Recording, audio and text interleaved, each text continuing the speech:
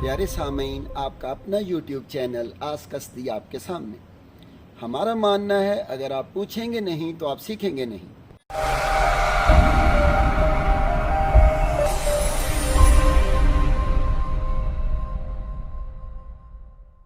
प्यारे नाजरीन, आज से हम यूनिट नंबर 1 IG1 का एलिमेंट नंबर 2 शुरू करेंगे।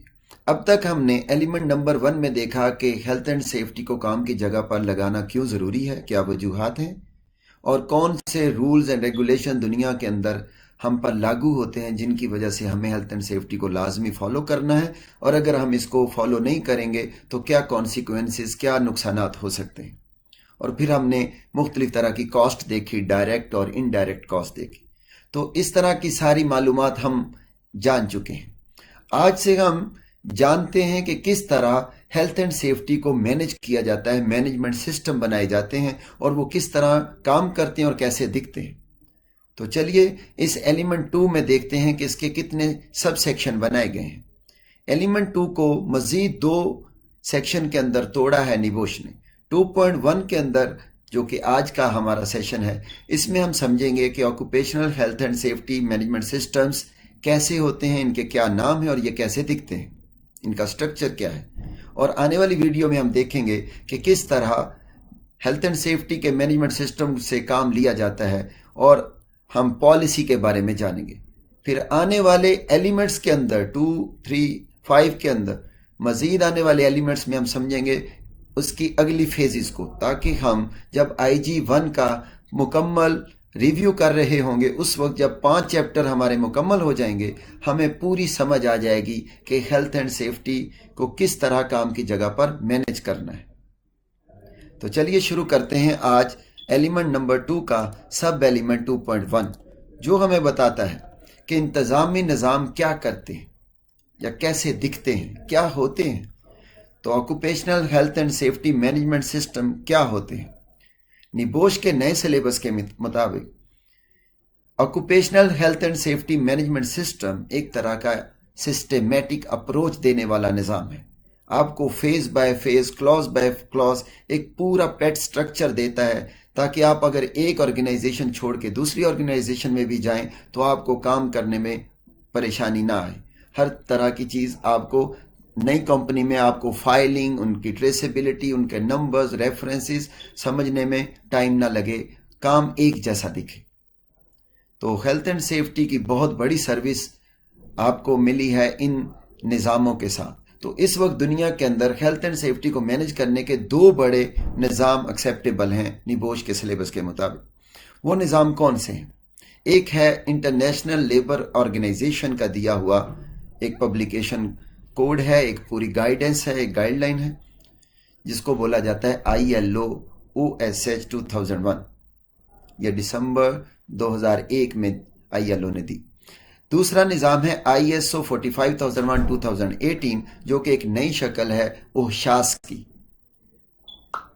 2021 में सब कंपनीज को कहा गया कि मार्च 31 तक अपना OHSAS और OHSAS occupational health and safety assessment series 18001 2007, जो कि एक ब्रिटिश स्टैंडर्ड था, उसको ख़त्म करके और इसको आप माइग्रेट करें 45001 में। और फिर 6 महीने का टाइम ट्रांजिशन पीरियड दिया गया। इस तरह सितंबर 2021 तक ये BS स्टैंडर्ड जो OHSAS था वो ख़त्म हो गया और अब से सिर्फ ISO 45001 2018 एक्सेप्टेबल है।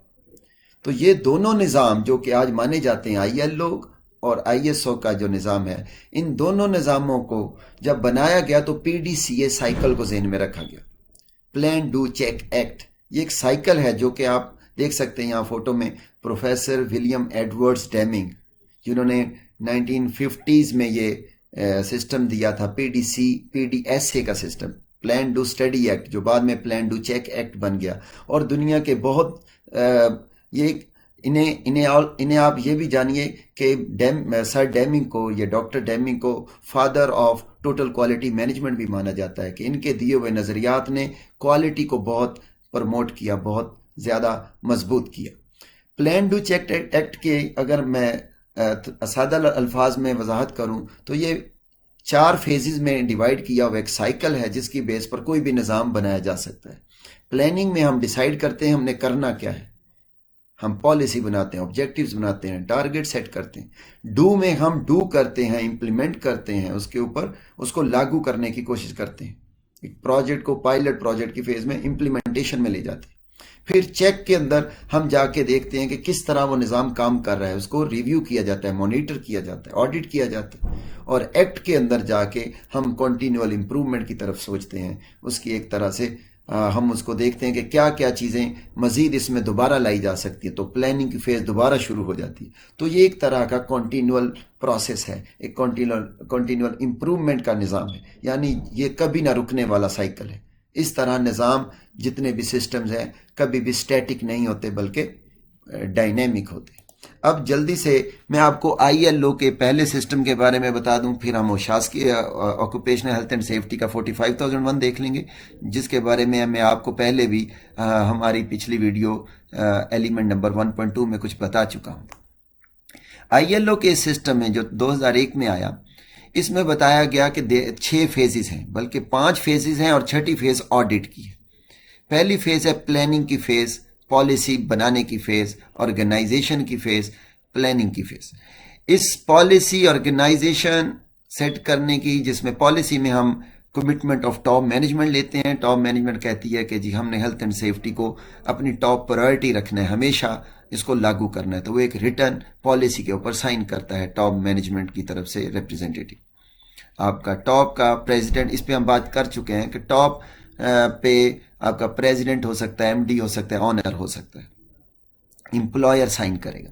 उसके बाद ऑर्गेनाइजेशन में हम देखेंगे, ऑर्गेनाइजिंग में हम रोल्स एंड रिस्पॉन्सिबिलिटीज डिफाइन करेंगे हर लेवल पे हेल्थ एंड सेफ्टी के कॉन्टेक्स्ट में। फिर प्लानिंग में हम मजीद देखेंगे क्या क्या चीज़ें हम प्लान कर सकते हैं। इम्प्लीमेंटेशन की स्टेज में जब हम जाएंगे तो ये डू की फेज है। पहली थी प्लान की फेज, दूसरी अब यहाँ इम्प्लीमेंटेशन में डू की फेज आ गई, जहाँ हम डू करेंगे, जो हमने प्लान किया उसको इम्प्लीमेंट करेंगे। उसके अंदर हम मुख्तलिफ प्रोसीजर बनाएंगे, परमिट टू वर्क किस तरह इंप्लीमेंट होगा, मेथड स्टेटमेंट्स कैसे उसको लागू करेंगे, रिस्क असेसमेंट्स बार बार की जाएंगी। तो ये सारी स्टेज इंप्लीमेंटेशन की। फिर एवेल्युएशन की स्टेज आती है, जिसमें हम इफेक्टिवनेस ऑफ सिस्टम चेक करते हैं, हम मॉनिटरिंग करते हैं, रिव्यू करते हैं, और ऑडिट हर जगह चल रहा होता है। नाज़रीन, यहाँ मैं आपको एक लम्हे के लिए रोक दूं।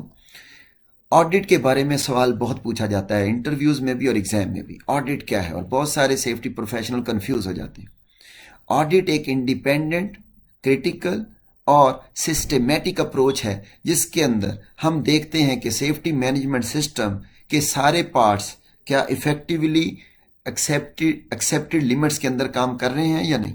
हम कुछ कंट्रोल लिमिट्स रख देते हैं, अगर हमारा सिस्टम उनके अंदर काम कर रहा है और इफेक्टिवली काम कर रहा है तो हमारा ऑडिट कामयाब है। लेकिन अगर कहीं ब्रीच मिलती है, कोई चीज़ पूरी तरह से उसकी कंफॉर्मिटी नहीं हो रही, तो उसको NC बोलेंगे, नॉन कंफॉर्मिटी बोलेंगे, नक्स बोलेंगे। फिर गैप एनालिसिस किए जाते हैं ऑडिट की। फिर काफ़ी किस्में हैं जो हम आने वाली वीडियोस में आपके साथ शेयर करेंगे। अभी फिर दोबारा वापस आते हैं, एक्शन फॉर इम्प्रूवमेंट है, जिसमें हम इम्प्रूवमेंट के बारे में सोचेंगे, करेक्टिव एक्शंस लेंगे, प्रिवेंटिव एक्शन सोचेंगे, और कंटिन्यूअल इम्प्रूवमेंट जो कि हर वक्त जारी रहेगी ताकि ये सिस्टम जिंदा रहे। दोबारा से ये साइकिल, तो ये एक्ट की फेज है। अब मैं आपके साथ दूसरा निज़ाम भी शेयर कर दूं, जो कि ISO 45,001 2018। हम सेक्शन एलिमेंट नंबर 1.2 में इस पे बात कर चुके हैं कि ये एक नया निज़ाम है। इसके अंदर आप देखें, ये एक पूरा मरबूत 10 क्लॉजेस पे मुश्तमिल एक निज़ाम है, जो कि ISO 9001 और ISO 14,001 उनसे बिल्कुल मुमासलत रखता है। इनकी क्लॉजेस के नाम भी सेम है। तो इस तरह हम इंटीग्रेटेड मैनेजमेंट सिस्टम की तरफ जा सकते हैं। ये बहस मैं पहले एलिमेंट नंबर 1.2 में कर चुका हूँ। तो अभी यहाँ मुख्तसर ये कहा जा सकता है, निबोश कहता है कि अगर आप इस फोटो को गौर से देखें तो यहाँ कॉन्टेक्स्ट ऑफ ऑर्गेनाइजेशन का कॉन्सेप्ट है। इसकी 10 क्लॉजेज हैं, जिसके अंदर पहले स्कोप है, नॉर्मेटिव रेफरेंसेस हैं, और इस तरह की आपको 3 पहली क्लॉजेज तो जेनेरिक क्लॉज डेफिनेशंस हैं, वो तो जेनेरिक चीज़ें हैं। यहाँ पर ये जो चीज़ है, कॉन्टेक्स्ट ऑफ ऑर्गेनाइजेशन, जो कि चौथी क्लॉज है, ये बड़ी ही अहम चीज़ है, जिसमें ऑर्गेनाइजेशन का पूरा स्कोप ऑफ वर्क देखा जाता है, एनवायरनमेंट देखी जाती है, बाउंड्रीज की बात होगी, किस तरह कितना सिस्टम हमने कितने सिस्टम को पढ़ना है, कितना सिस्टम लागू करना है, कितनी बड़ी ऑर्गेनाइजेशन है, काम की नौयत क्या है, ये एक बड़ी सैर हासिल गुफ्तगू इस निज़ाम के अंदर की गई है। फिर लीडरशिप एंड वर्कर पार्टिसिपेशन जो कि क्लॉज नंबर 5 है, इसके अंदर हम देखते हैं कि हर आदमी का रोल है, हर आदमी को हर लेवल पे, पर्सनल लेवल पे एक्टिव रहना है, पार्टिसिपेशन करनी है, अपनी एंगेजमेंट शो करनी है, कमिटमेंट शो करनी है। और अगर आप गौर करें फोटो में तो ये सेंट्रल पार्ट में रखी गई है, दरमियान में 5 नंबर क्लॉज आप देखें फोटो के लिहाज से, लीडरशिप एंड वर्कर पार्टिसिपेशन ये कोर है, पूरे सिस्टम की जान है। तो ये हार्ट ऑफ साइकिल, आप बोलें पूरे सिस्टम का दिल है। तो अगर आप कंसल्टेशन नहीं करते, इन्वॉल्वमेंट नहीं लेते, लोगों को मिलाते नहीं है, मशवरा साजी में उनसे मनसूबा साजी में उनको साथ नहीं बिठाते वर्कर लेवल तक, तो निज़ाम सही तरह नहीं चल सकेगा, कल्चर डेवलप नहीं होगा। फिर प्लानिंग फेज है जो कि क्लॉज नंबर 6 है। तो ये प्लानिंग की फेजें थी, ये प्लानिंग से प्लानिंग फेज आ गई। ऊपर की फेजेस तो आप समझे ये फ्रेमवर्क की क्लॉजेस है।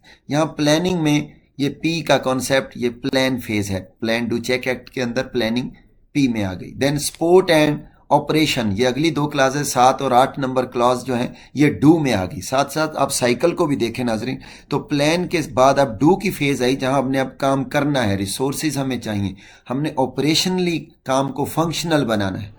हमने प्लानिंग के बाद अब सपोर्ट चाहिए, हमें रिसोर्सेज चाहिए, ऑपरेशन के लिए मैन पावर चाहिए। और फिर क्लॉज नंबर 9 में हम देखें परफॉर्मेंस एवेल्यूएशन, हम मॉनिटरिंग करेंगे, एक तरह का ऑडिट करेंगे, रिव्यू करेंगे। और आखिर में इम्प्रूवमेंट कंटिन्यूअल यानी एक्ट की फेज आ गई जिसमें कंटिन्यूअल इम्प्रूवमेंट की तरफ जाएंगे। तो नाजरीन आप समझ सकते होंगे कि किस तरह ये दोनों निज़ाम एक दूसरे से मिलते जुलते हैं। यहाँ अगर हम तकाबली जायज़ा लें तो आप देखें कि ये दोनों standard plan do check act की सारी शर्तें पूरी कर रहे हैं।